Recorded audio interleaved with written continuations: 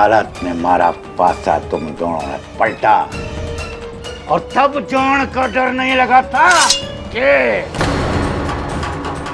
सोचा था तुम दोनों ने कि राजेंद्र टोंक का पैसा लेकर उसका काम ना करोगे। मुझे माफ कर दो राजेंद्र भाई, वो शेखावत अंकल ने हमें ज्यादा पैसे दे दिए। मैंने भी लालच में आकर टॉम साहब। मैं तुम लोगों को समझ चुका हूँ। तुम लोग काबू में आओगे धमकी से, मौत की धमकी से।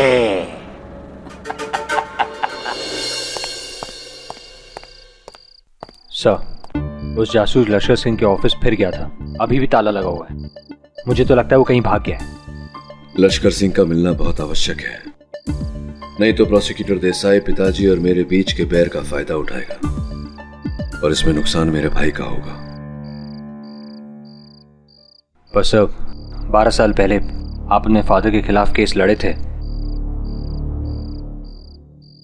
वरुण, ये कहानी 12 वर्ष पूर्व उस केस की नहीं है। ये कहानी मेरे कॉलेज के दिनों से शुरू हुई थी। मेरे पिताजी इस शहर के सर्वश्रेष्ठ उद्योगपतियों में से एक थे। स्पष्ट है कि बड़ा बेटा होने के नाते वो चाहते थे कि मैं उनका उद्योग संभालूं, काम में उनका हाथ बटाऊं,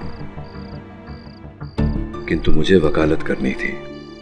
वकील बनने के लिए सबसे पहली पैरवी मेरी माताजी ने की थी। अगर वो वकालत पढ़ना ही चाहता है तो पढ़ने दीजिए। एक दिन बहुत बड़ा वकील बनेगा तो आप ही का नाम रोशन होगा। मेरा नाम रोशन करने के लिए मुझे अपने सिवा किसी और की जरूरत नहीं है। मेरे बेटों की मोहताजगी नहीं चाहिए मुझे। मेरा नाम रोशन करेगा। इतना करोड़ों का कारोबार है हमारा, वो छोड़ के वकील खेलने के चक्कर में पड़ गए साहबजादे। खैर, अब तुम माँ बेटे ने तय कर ही लिया है तो ठीक है, बनने दो उसे वकील। वैसे भी हमारी कंपनियों में हमें अच्छे भरोसेमंद लॉयर की जरूरत तो पड़ती ही रहती है। लेकिन हाँ, उसे कह देना कि जैसे ही पढ़ाई खत्म हो वो सीधा मेरे पास आएगा और कहीं नहीं जाएगा। वादे अनुसार मैंने वकालत पूरी करने के बाद पापा की कंपनी ज्वाइन की। उनके कंपनी में वकील बन गया। सब कुछ ठीक चल रहा था। फिर एक दिन वो केस उठा जिसने हमारे रास्ते और रिश्ते दोनों को बदल कर रख दिया। कैसा केस? तुम मेरे बेटों को बेवकूफ बना सकती हो, मुझे नहीं। ये सारी मुसीबत तुम्हारी बद चलने की वजह से हुई है। अंकल, आप मेरा विश्वास कीजिए ना, मैंने अभिनव को धोखा नहीं दिया। मैं सच में किसी खुल्लर को नहीं जानती हूँ। मुझे बरखा पर विश्वास है, वो अभिनव को धोखा नहीं दे सकती है। इस घर की बहू बनने वाली है। जब घर का बेटा ही घर में नहीं रहा तो ये होने वाली बहू किस काम की? निकल जाओ यहां से। आइंदा यहां आने की हिम्मत तक मत करना। Uncle please. I said leave. जाओ।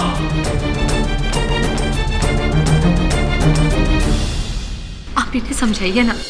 वो मेरा वकील है, उसके सामने गिड़गिड़ाने से कुछ नहीं होगा।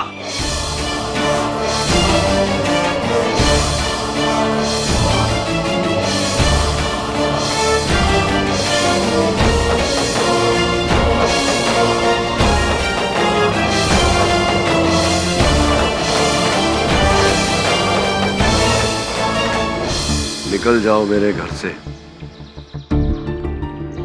ये मिस्टर शेखावत का तकिया कलम बन गया। सर, आपको क्या लगता है बरखा सच बोल रही है? पता नहीं, सच बोल रही है झूठ, इसका पता लगाने का एक ही तरीका है। मिस्टर खुल्लर के बंगले पे जा और वहां देख कि बरखा के वहां होने की कोई निशानी मिलती है या नहीं। Right sir. क्या काम से? जी, मेरा नाम वरुण है, केडी पाठक असिस्टेंट हूँ मैं। उन्होंने ही मुझे यहाँ भेजा। शेखावत के बेटे? जी हाँ। यहाँ एक सिक्योरिटी गार्ड था, उजागर सिंह, वो नहीं दिख रहा। 2 दिन हो गए, छुट्टी पे। और घर पे कोई है? कोई ना।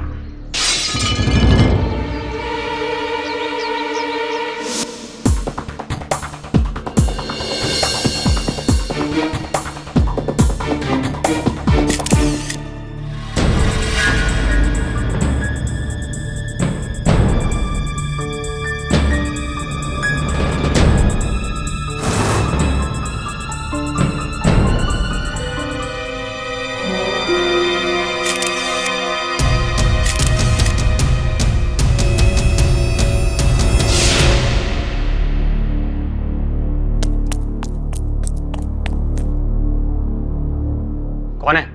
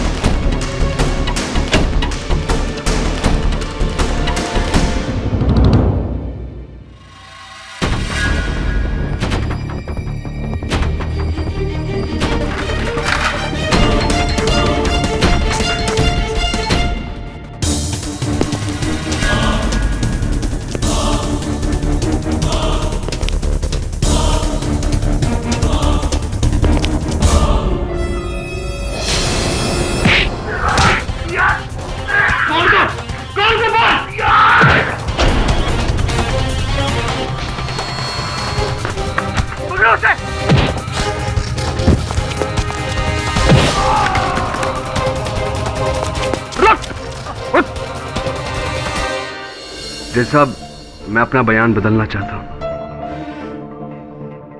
उस दिन मैंने जो कुछ भी कहा वो झूठ था। सच ये है कि उस रात अभिनव मेरे घर से 11 बजे नहीं 8 बजे ही निकला था, अपनी गन लेकर। कमिश्नर की तुम्हें जान लेकर रहूंगा। अभिनव, तुम्हारा खास दोस्त हाथ में गन लिए, आंखों में खून सवार किसी को मारने जा रहा है और तुमने कुछ नहीं किया? हाँ? जी किया। मैंने उसी वक्त मिस्टर शेखावत को फोन किया था। जी अंकल, एक्चुअली अभिनव जगदीश खुल्लर के घर गया उसे मारने, वो भी गन लेकर। अंकल प्लीज आप कुछ कीजिए, वरना कुछ हो जाएगा। ठीक है, मैं अभी खुल्लर के घर पहुंचता हूं। ऐसा कुछ नहीं कहा मैंने। मिस्टर शेखावत, आप प्लीज बैठ जाइए। भाई राहेल, पिछली बार तो तुमने ये बताया था कि अभिनव पूरी रात तुम्हारे साथ था, वो खून कर ही नहीं सकता। मिस्टर शेखावत ने मुझे पैसे दिए थे झूठ बोलने के लिए। हाथ दिए थे पैसे मैंने, लेकिन वो सच बुलवाने के लिए, क्योंकि मुझसे पहले इस टोंक ने तुम्हें खरीद लिया। मिस्टर शेखावत प्लीज बैठ जाइए। साहब, मिस्टर शेखावत ने मुझे पैसों का लालच देकर मुझसे झूठ बुलवाया था साहब।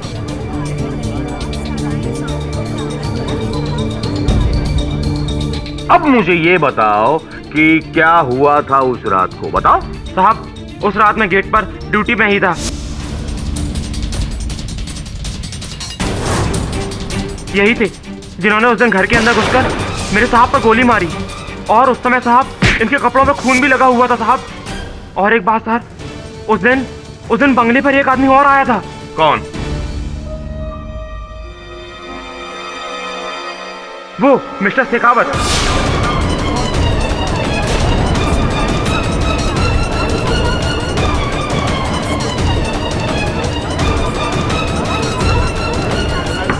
Silent your honour. अब तो क्लियर हो गया है कि मिस्टर अभिनव ने ही मिस्टर खुल्लर का खून किया है, और इस केस को शुरू से ही दबाने की कोशिश कर रहे थे मिस्टर शेखावत। पहले अपने बेटे का साथ देकर, उसके बाद इसे मौका वारदात से भगाकर, और अब गवाहों को खरीद कर।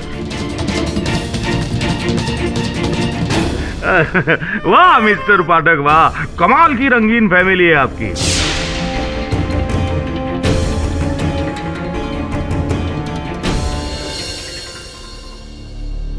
योर ऑनर, मैं अदालत में अपना गवाह पेश करने की अनुमति चाहता हूं। अनुमति है।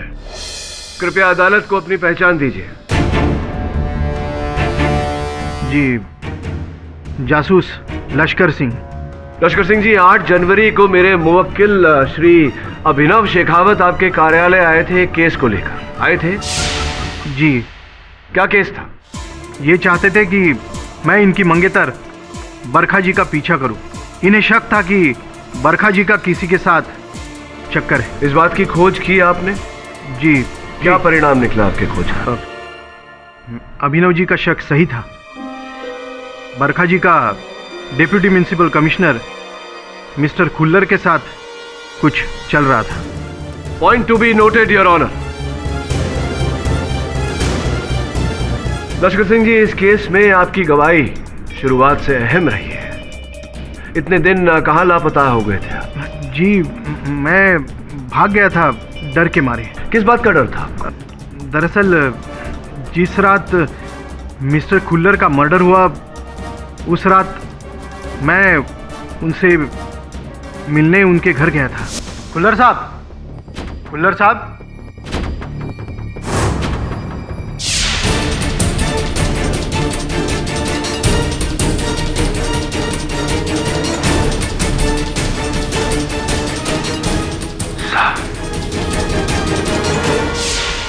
मैं वहां से इसलिए भागा था कि किसी को यह ना लगे कि मैंने ही मिस्टर खुल्लर का मर्डर किया, और क्योंकि मैं उनके घर कैमरा भूल गया था। उस दिन कैमरा लेने के लिए मैं उनके घर गया तो वहां पर मिस्टर वरुण थे।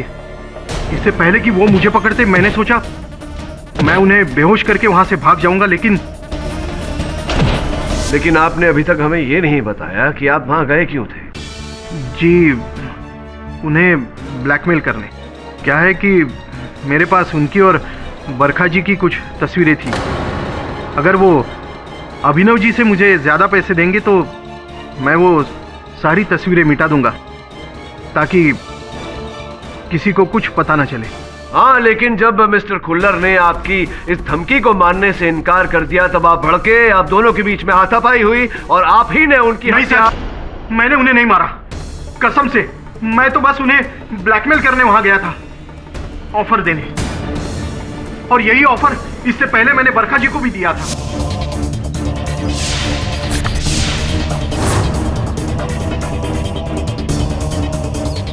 फाड़ दीजिए मैडम, कॉपीज ही तो है, ओरिजिनल तो मेरे इस कैमरे में कैद है। तो बोलिए, ऑफर मंजूर है या? मैं तुम जैसे इंसान की धमकियों से नहीं डरती, समझे?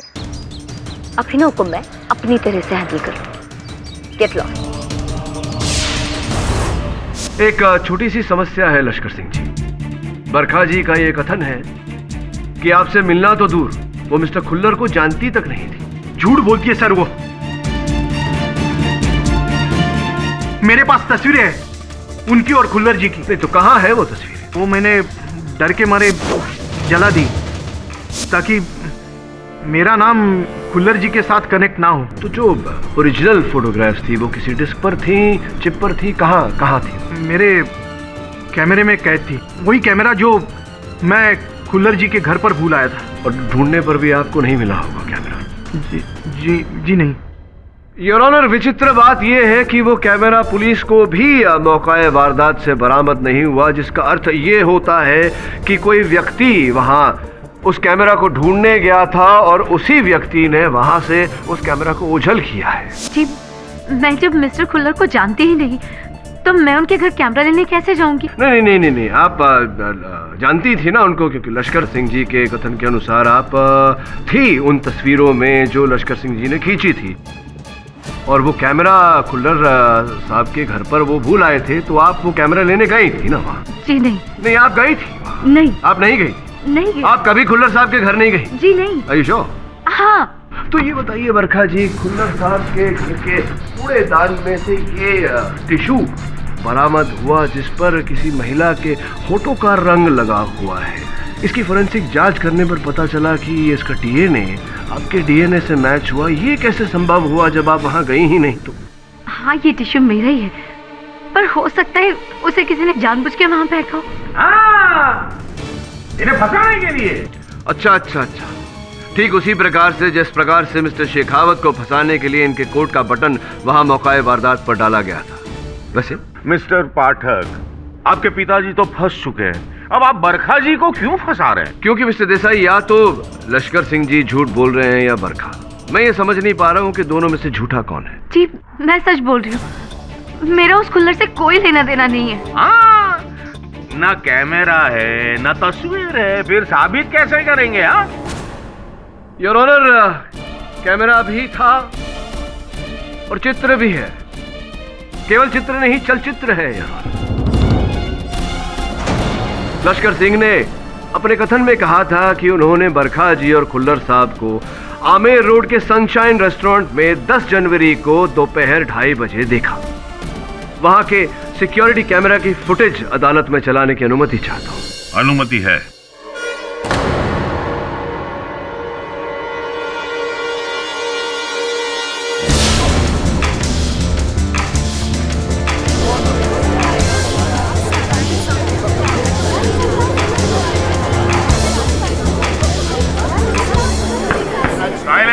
हाँ तो बरखा जी, क्या आप अब भी यही कहेंगे कि आपको कोई फंसा रहा है? जी हाँ, मेरा जगदीश के साथ अफेयर था।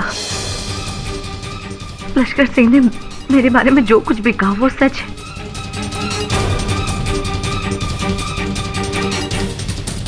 मैं मानती हूँ मैंने अभिनव को धोखा दिया, पर मैंने किसी का खून नहीं किया।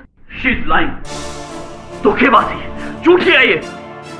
ऐसे मत कहो अभिनव, मैं सच में सिर्फ तुमसे प्यार करती हूँ। प्लीज ये प्यार का ड्रामा बंद कर दो प्लीज। अब देखो अभिनव, मैं अगर तुमसे प्यार नहीं करती तो शायद वो सारी बातें मैंने पुलिस को अब तक बता दी होती, पर मैं चुप थी ना, सिर्फ तुम्हारे और तुम्हारे खानदान की वजह से।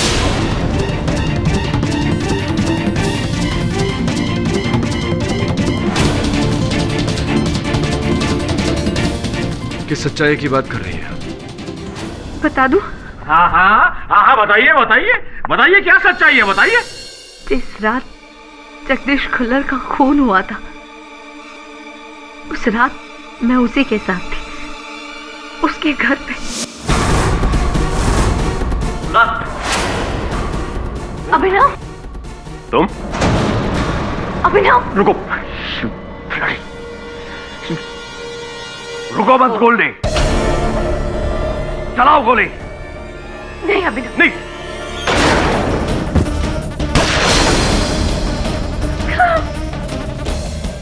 जाकर गाड़ी में बैठ जाओ, बाकी मैं संभाल लूंगा। जाओ। और तुम मेरे दोस्त की बेटी हो, इसलिए छोड़ रहा हूं तुम्हें, लेकिन इस बात का जरा सा भी जिक्र कहीं भी हुआ तो तुम्हारी इज्जत की इतनी धज्जियां उड़ा दूंगा कि समेट समेटते तुम्हारा बाप मर जाएगा। झूठ बोली है ये, ऐसा कुछ हुआ ही नहीं था भाई। She is lying.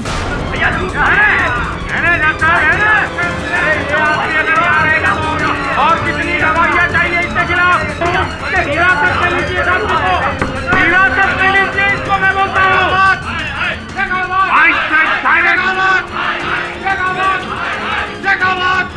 Silence in my court!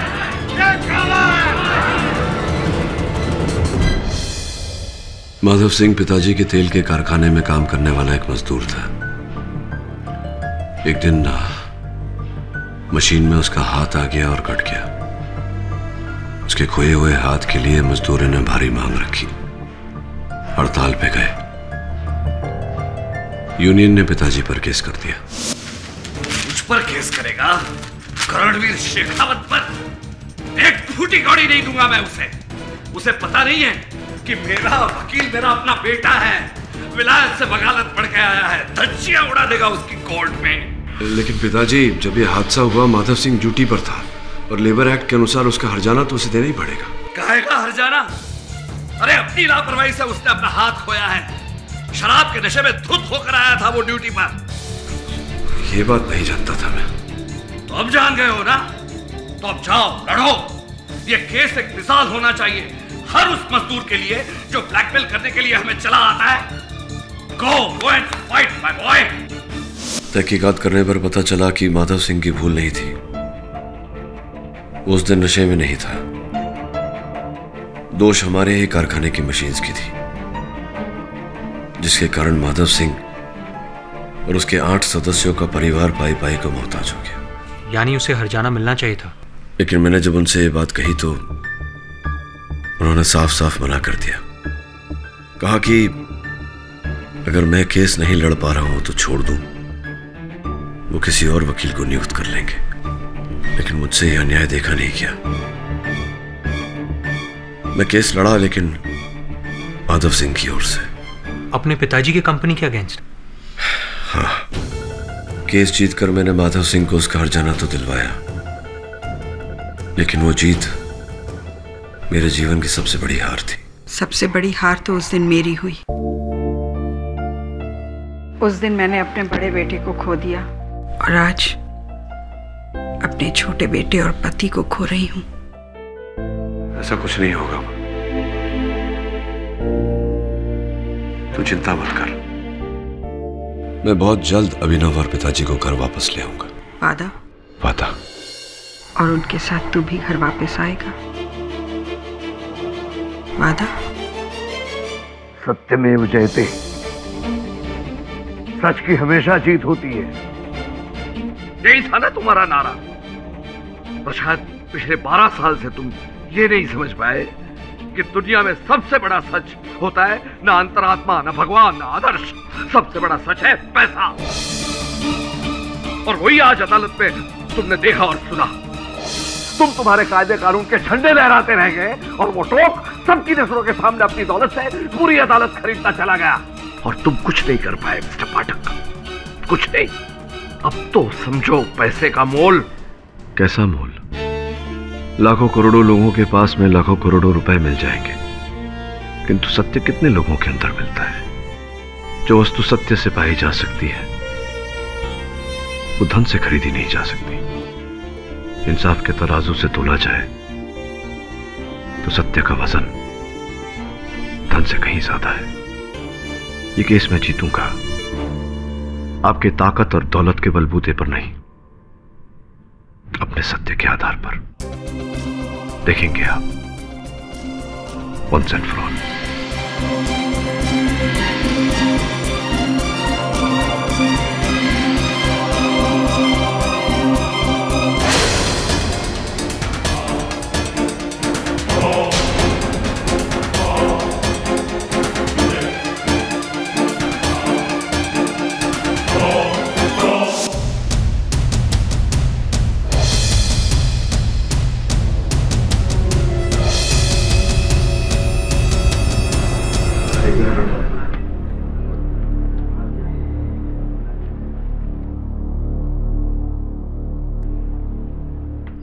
वक्त है तुम्हारा ये सच का जाप छोड़ दो और इस केस को मुझे मेरे तरीके से हैंडल करने दो।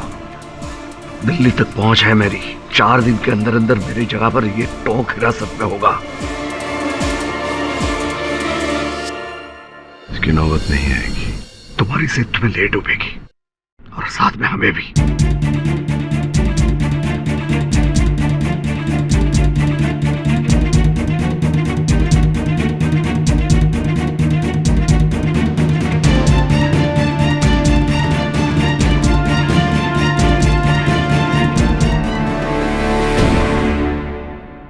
अदालत की कार्रवाई शुरू की जाए। योर ऑनर, पिछली गवाही के दौरान तो सारे गवाह पाठक साहब के पिताजी और भाई। सॉरी, अभी अदालत में तो आपका कोई पिता और भाई नहीं होगा ना।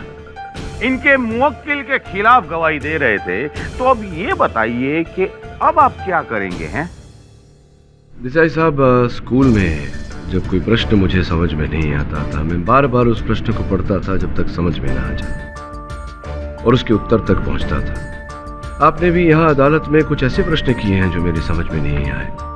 एक बार फिर उन प्रश्नों को दोहराना चाहूंगा, उनके उचित उत्तर तक पहुंचने के लिए। योर ऑनर, सर्वप्रथम मैं उजागर सिंह जी को एक बार फिर कटघरे में बुलाने की अनुमति चाहता हूँ। अनुमति है। उजागर सिंह जी, आपने कहा था कि अभिनव शेखावत हत्या करके वहां से भाग रहे थे, तो आपने इन्हें रोकने का प्रयास किया और इन्होंने आपको धक्का दिया, जिसके कारण आपके हाथों में ये चोट लगी। जी। एक बार कृपया अपना बैंडेज खोलकर अपना घाव दिखाएंगे? Objection your honour. किसी का घाव खरीदना कौन सी सही बात है? इसका इस केस से कोई ताल्लुक नहीं है। योर ऑनर, मैं घाव खुरेद नहीं रहा, केवल देख रहा हूं, और इसका इस केस से ताल्लुक है। ओवररूल्ड।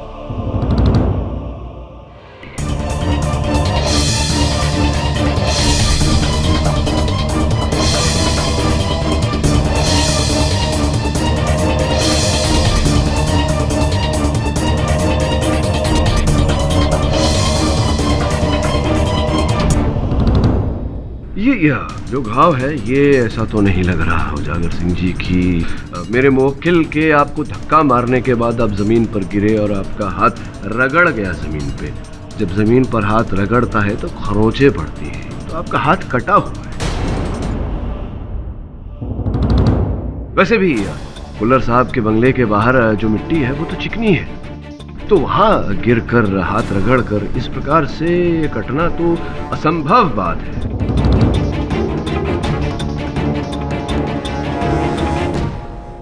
हुआ ये होगा कि प्रथम बार जो आप कह रहे थे अदालत में कि जिस समय कुल्लर साहब की हत्या हुई आप घर चले गए थे खाना खाने, तो आप जब घर गए खाना खाने, आप खाने के साथ में प्याज खाना चाहते थे। प्याज काटते वक्त आपका हाथ कटा। ये आपसे किसने कहा? आपके पड़ोसी हिम्मत लाल जी ने। वो कह रहे थे कि आप उस रात उनसे दवा और पट्टी मांगने गए थे क्योंकि आपके घर में थी नहीं। इसका अर्थ यही हुआ कि आपका हाथ आपके घर में कटा, तो जिस समय कुल्लर साहब की हत्या हुई आप अपने घर में थे। वो झूठ बोल रहा है। तो क्या आपकी पत्नी रेणुका जी भी झूठ बोल रही है? क्योंकि उनका भी यही कथन है कि जिस समय कुल्लर साहब की हत्या हुई आप ड्यूटी पर नहीं थे, आप घर गए थे खाना खाने। क्या मेरी पत्नी ने आपसे ऐसा कहा? और उन्होंने ये भी बताया हमें कि बहुत ढेर सारे रुपए आपको दिए गए थे झूठी गवाही देने के लिए, अदालत में झूठ बोलने के लिए दे गए थे ना भाई? बोलो, पैसे दिए गए थे या नहीं? बार बार कह रही थी पैसा पैसा पैसा, और जब पैसा लाकर दिया मेरी पीठ में ही छुरा मार दिया। समझाया था किसी से कुछ मत कहना, अपना मुंह बंद रखना, लेकिन वो औरत मुंह बंद न रख सकी। नहीं, देखिए, दोष नहीं देंगे उस बेचारी को, उनका मुंह तो बंद ही था। आपका मुंह खुलवाने के लिए मुझे ये झूठ बोलना पड़ा। खुल गया ना आपका मुंह। चलिए अभी खुले मुंह से बता दीजिए कि किसने रुपए दिए थे आपको झूठ बोलने के लिए, मेरे मुवक्किल के विरुद्ध झूठी गवाही देकर इन्हें फंसाने के लिए किसने दिए थे रुपए?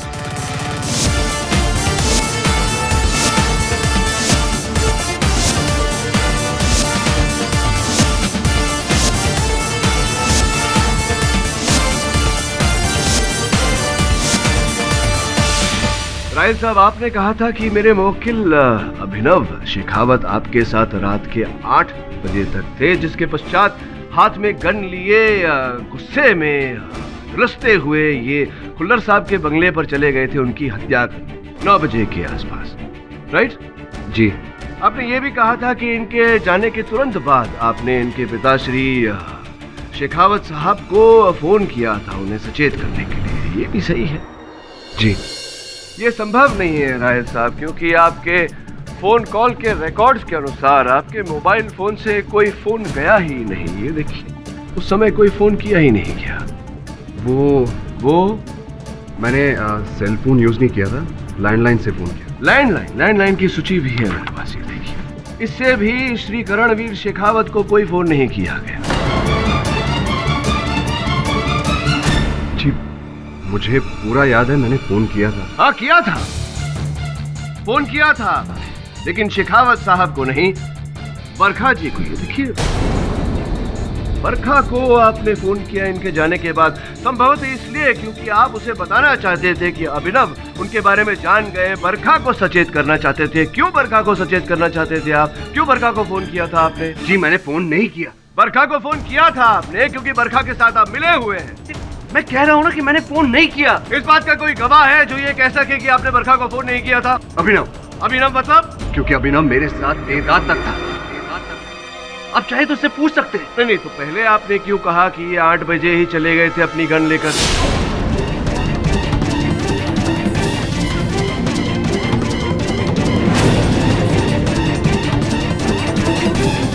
मतलब पहले झूठ बोल रहे थे आप? झूठ बोल रहे थे आप? झूठ बोल रहे थे या नहीं? जी, किसके कहने पर झूठ बोल रहे थे? Mister Tom.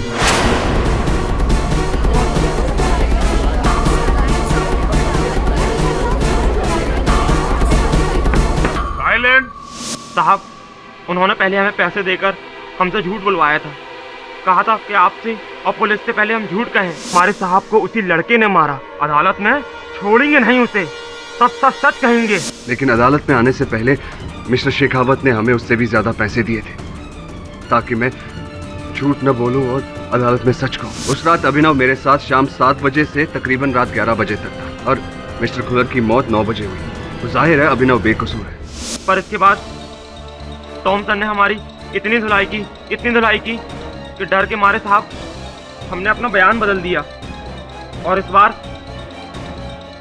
बार मिस्टर शेखावत को भी फंसा दिया। तो टोंग साहब, अब तो आप समझ ही गए होंगे कि सत्य की ताकत के सामने पैसों का कोई मोल नहीं। हाँ, मैंने इन दोनों से झूठा बयान दिलवाया था क्योंकि शेखावत हमारा दुश्मन है और दुश्मनों को चोट पहुंचाकर वरने करोड़ों का फायदा होता। हाँ, तो करोड़ों का और फायदा पाने के लिए आपने अपने दुश्मन के सुपुत्र को इस जाल में फंसाया, खुल्लर साहब की हत्या करके। नहीं, अगर मैं कहूं कि हत्या के समय किसी ने आपको खुल्लर साहब के बंगले में देखा था हाथ में कोल्ट पिस्टल लिए, तो क्या कहेंगे? तो मैं कहूंगा वो आदमी अंधा है। सर जी, मैं बिजनेसमैन हूँ, कोई खूनी नहीं। अच्छा, ये रुमाल फिर आपका खुल्लर साहब के सोफा के पास कैसे पाया गया? सर जी, मैं रुमाल रखता ही नहीं, ये मारा नहीं है। मिस्टर पाठक, आपके तुक्के हर बार हर किसी पे चलने वाले नहीं है। मिस्टर टोंग बेकसूर है। जानता हूँ, ये रुमाल उनका नहीं मेरा ही है, केवल आजमा रहा था। नहीं, आप इन्हें नहीं, आप हमें आजमा रहे हैं। लेकिन ये मत भूलिएगा कि आपके मुवक्किल पे से अभी तक हत्या का दोष हटा नहीं है। हट जाएगा देसाई साहब। योर ऑनर, पिछली सुनवाई में बरखा जी ने जो कथन दिया था वो मेरी समझ में नहीं आया। विस्तार से उसे समझने के लिए मैं उन्हें कटघरे में बुलाने की अनुमति चाहता हूँ। अनुमति है। योर ऑनर, मैं अदालत को याद दिलाना चाहूंगा कि पिछली सुनवाई में बरखा जी ने अदालत में यह कथन दिया था कि 9, 10 और 11 जनवरी को जब जासूस लश्कर सिंह जी ने इनकी खुल्लर साहब के साथ तस्वीरें खींची थी, उस समय ये जयपुर में ही थी। सनशाइन रेस्टोरेंट के सीसीटीवी कैमरा में जो आपके चित्र हैं खुल्लर साहब के साथ, वो आप ही थी जी। इसका अर्थ ये हुआ कि आप जयपुर में ही थी, किंतु आपने उसकी पिछली सुनवाई में कहा था कि आप जयपुर में नहीं थी। जनवरी 9, 10 और 11 तारीख को आप आगरा में थी। आपने, याद है आपको, आपने फोटो दिखाई थी आगरा की आपकी, आप आगरा में हैं, आपके मोबाइल फोन पर वो तस्वीरें थी, तो वो झूठी थी। हाँ, वो तस्वीरें झूठी थी। तो क्या राहिल खान साहब और उजागर सिंह साहब की तरह आपने भी इनके टोंक साहब के कहने पर झूठ बोला? जी नहीं, मैं मिस्टर टोंग को नहीं जानती। अच्छा, आप मिस्टर टोंग को नहीं जानती, पर आपने तो ये भी कहा था कि आप खुल्लर साहब को भी नहीं जानती। फिर आपकी जान पहचान निकली उनके साथ। देखिए, आप खामखा मुझ पे शक कर रहे हैं। बरखा जी, क्या आपने खुल्लर साहब का खून किया है? जी नहीं, मैंने किसी का खून नहीं किया है। मैं थक गई हूँ ये सब कह के। पसीना क्यों आ रहा है आपको? लीजिए, पसीना पूछ लीजिए। ये जो मैं आपसे जब मिला था, आपसे वार्तालाप हुई थी मेरी, उस समय जब मैंने आपको रुमाल दिया था, आपने दाहिने हाथ से लिया था, इस बार बाएं हाथ से लिया। पाठक साहेब, छोड़ो ने, हवे डाबो जमणो दाया बाया क्या फर्क पड़ता है? हाँ, क्या फर्क पड़ता है, लेकिन फर्क तो आपकी भाषा में पड़ा है। क्योंकि वही तभी जब वार्तालाप हुई थी हम दोनों के बीच, तो आप कुछ ऐसा कह रही थी, खून, खान, खत्म। लेकिन अब आपका उर्दू तलफ़ुज़ जो है वो बिल्कुल साफ है, खून, खत्म, खान। पाठक साहब, पाठक साहब छोड़ो ने, हमें क्या साबित क्या करना चाहते हैं आप? हाँ छोड़िए ना, भाषा में क्या रखा है लाइए। असली नाखून है जी। इससे तो फर्क पड़ता है देसाई साहब, क्योंकि तभी जब ये रुमाल मैंने आपको दिया था भाषा आपकी साफ नहीं थी, तभी आपके नाखून भी एकदम छोटे थे।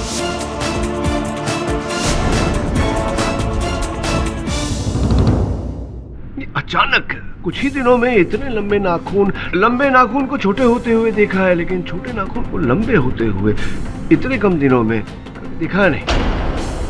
मिस्टर पाठक, आपका इशारा किसकी तरफ है? मैं समझाता हूँ योर ऑनर। अभिनव, मैं चाहता हूँ कि तुम बरखा से कोई ऐसा प्रश्न पूछो जिसका उत्तर तुम दोनों के अतिरिक्त और किसी के पास ना हो। बरखा, ये बताओ, हम हर साल अपनी एनिवर्सरी सेलिब्रेट करते हैं। जिस दिन मैंने तुम्हें प्रपोज किया था उस दिन की कौन सी तारीख है वो? हाँ बताती हूँ ना मैं। हाँ बताइए बताइए, सोच के बताइए, समय लीजिए। हाँ वो तारीख मैं बस। बरखा, तुम्हें तो याद होना चाहिए ना। बरखा, तुम्हें तो याद होना चाहिए ना। तो स्ट्रेंज, हर साल तुम ही मुझे याद दिलाते, तुम्हें याद कैसे नहीं है?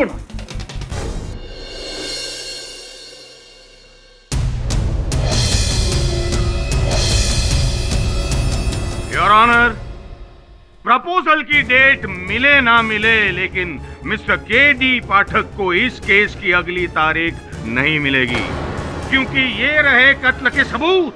ये कॉल्ट 911 पिस्टल और ये टी शर्ट जिस पर खून लगा है, जो मिस्टर अभिनव शेखावत का है।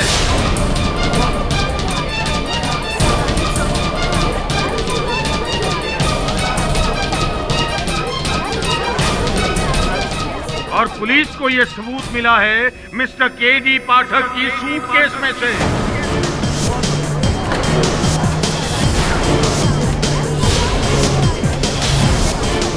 और वो सूटकेस उनको मिला है उनके पिताजी मिस्टर करणवीर शेखावत के घर से। छोटे भाई ने खून किया, बाप ने सबूत मिटाए और बड़े भाई ने उस सबूत को छुपाने की कोशिश की। तीनों के तीनों मिले हुए योर ऑनर, केस खत्म।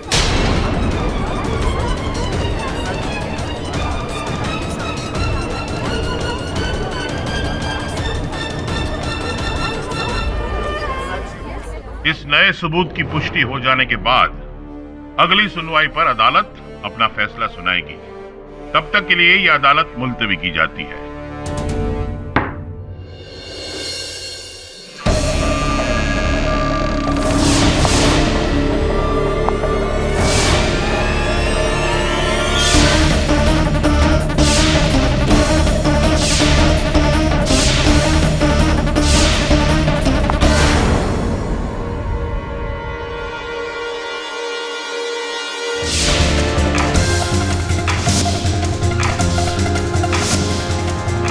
ये के.डी. पाठक को भी असलियत का अंदाजा होने लगा है।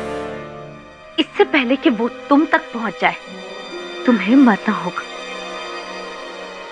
बरखा,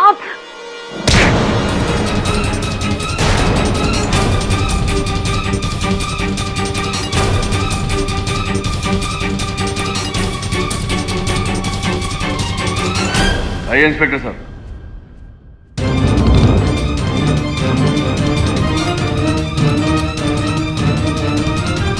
चलें अदालत।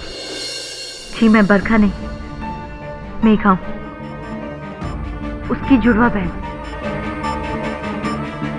बरखा शर्मा वो रही।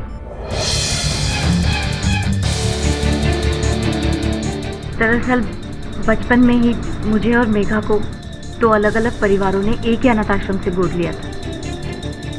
हम दोनों एक दूसरे के बारे में बिल्कुल नहीं जानते थे। जगदीश खुल्लर का अफेयर बरखा के साथ नहीं, मेरे साथ। अर्थात अभिनव और जासूस लश्कर सिंह दोनों को धोखा हुआ था। उन्होंने खुल्लर साहब के साथ बरखा को नहीं, आपको देखा था। जी हाँ, और जब लश्कर सिंह मुझे ब्लैकमेल करने के लिए वो तस्वीरें लेकर मेरे पास आया, तब अनजाने में उससे मुझे पता चला कि मेरी कोई हमशक्ल भी है। फिर अभिनव की शक के बिना पर मैंने उसे फंसाने का प्लान किया। तो ये बताइए कि खुल्लर साहब की हत्या करने के पीछे क्या कारण था? जगदीश खुल्लर के पास मेरे कुछ ऐसे एमएमएस थे जिससे वो मुझे ब्लैकमेल कर रहा था। मुझे तो उसे बहुत पहले मार देना था। फिर मैंने सोचा कि उसे ऐसा मारूंगी कि पूरा शक अभिनव पे है। इसीलिए पहले मैं अभिनव के घर गई बरखा बनकर, किसी को शक ही नहीं हो। और फिर मैंने उसके घर से वो गन चुरा ली।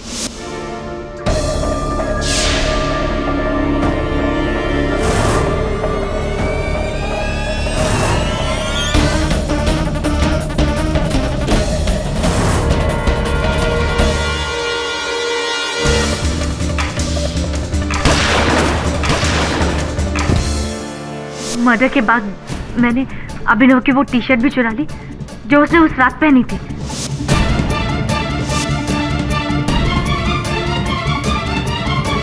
उसके बाद उसके ऊपर जगदीश खुल्लर की लाश से लिया हुआ खून भी लगा दिया। सारा काम हो गया था। फिर मैंने गन और टी शर्ट दोनों अपने पास रख लिए ताकि पुलिस का सारा शक सिर्फ अभिनव पे जाए।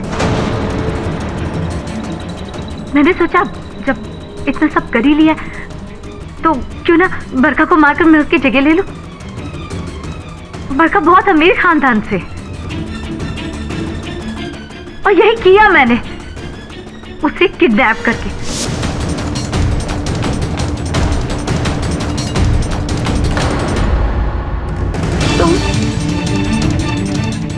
और फिर वो टी शर्ट और गन मैंने आपके सूटकेस में छुपा दी ताकि एक बार वो पुलिस को मिल जाती ना तो अभिनव के ऊपर जगदीश खुल्लर के खून का इल्जाम साबित हो जाता। और फिर मैं अपनी पूरी जिंदगी बरखा बनकर अमीरी में जीती। और अफसोस कि अब बाकी बची जिंदगी आपको सलाखों के पीछे गुजारनी पड़ेगी। Defence, rest your honour. ये अदालत मिस मेघा को जगदीश खुल्लर के कत्ल के जुर्म में दोषी पाते हुए फौरन हिरासत में लेने का आदेश देती है और मिस्टर अभिनव शेखावत को और करणवीर शेखावत को बाइज्जत बरी करती है। The case is close.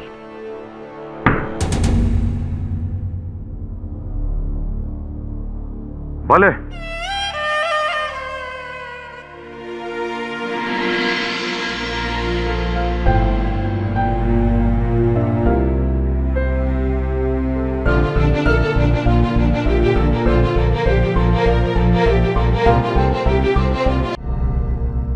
Tickets ले लिया तूने? जी सर।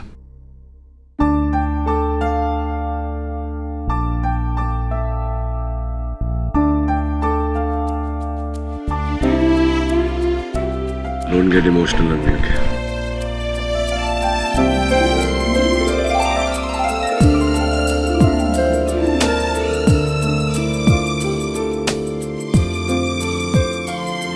मत जाना।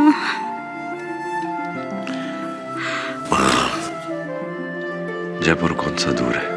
इतना दूर कि 12 साल लग गए तुझे सफर तय करने में। पापा, अपने कमरे में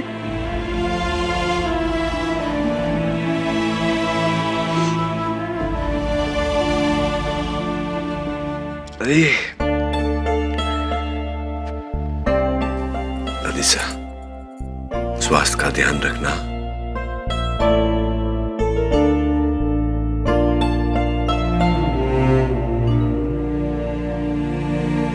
रुको।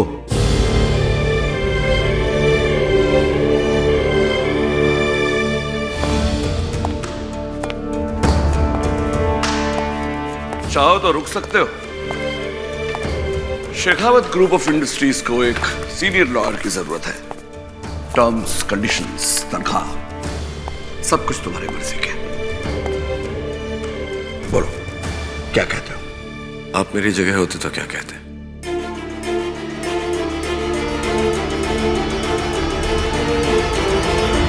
ना कह देता।